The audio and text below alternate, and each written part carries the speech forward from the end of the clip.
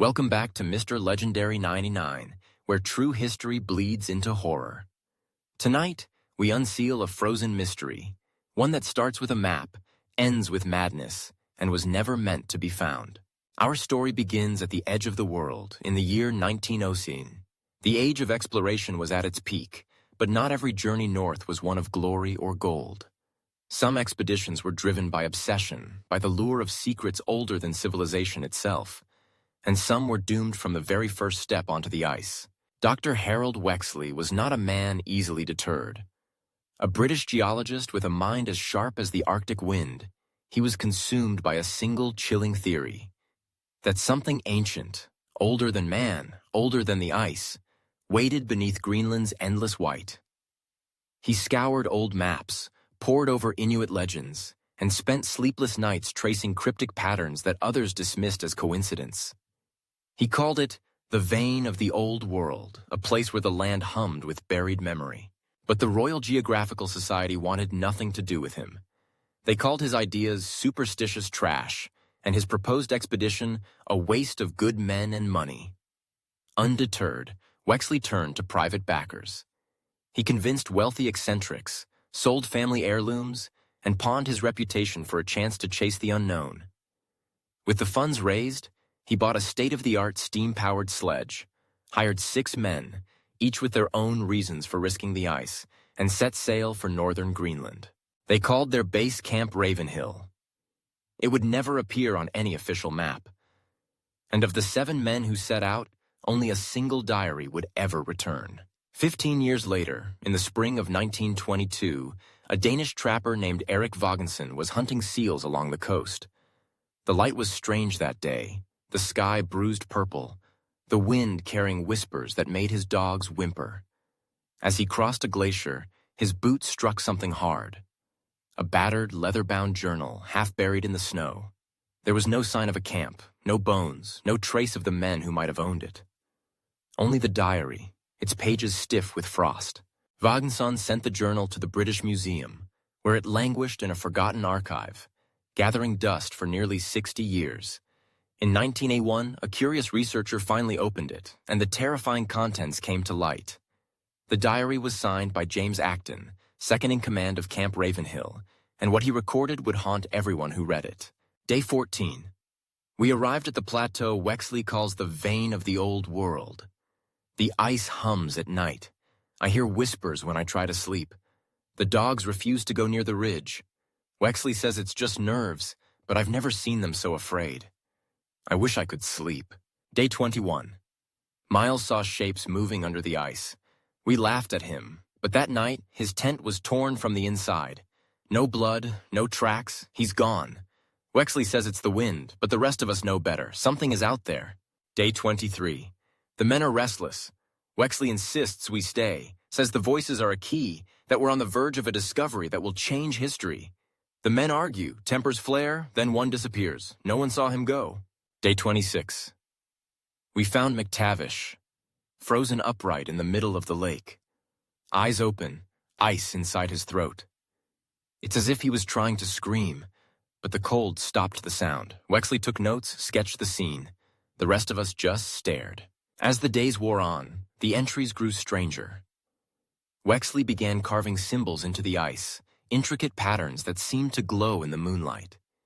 He said he was recording what they told him, though he never explained who they were.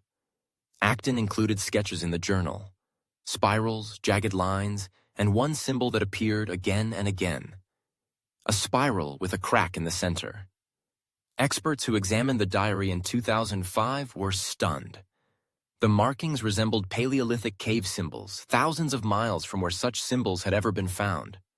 The spiral, Wexley called it, the eye that wakes. Day 31. Wexley stood over the cracked lake, speaking in a voice not his own. The words were cold, sharp, and I could not understand them. The ice seemed to thin beneath his feet, yet he did not fall. Day 32.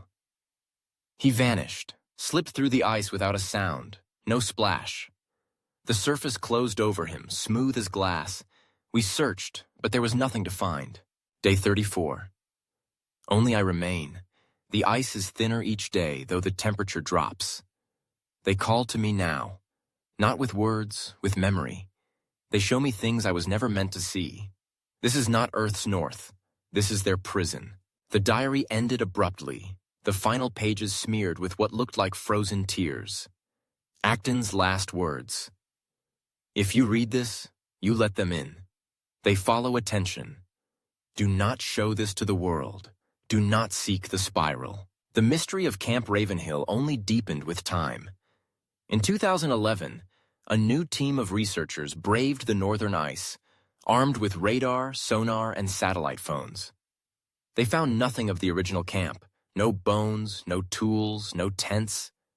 But they did find 7 perfectly round holes in the glacier, each one exactly 4 feet wide and so deep that their end could not be measured.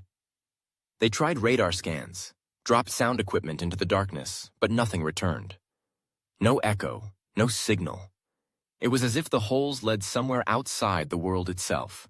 The story took a darker turn in 1983, when 2 of the researchers who translated Acton's diary went missing. One was found drowned in a hotel bathtub filled with ice, his mouth wide open in a silent scream.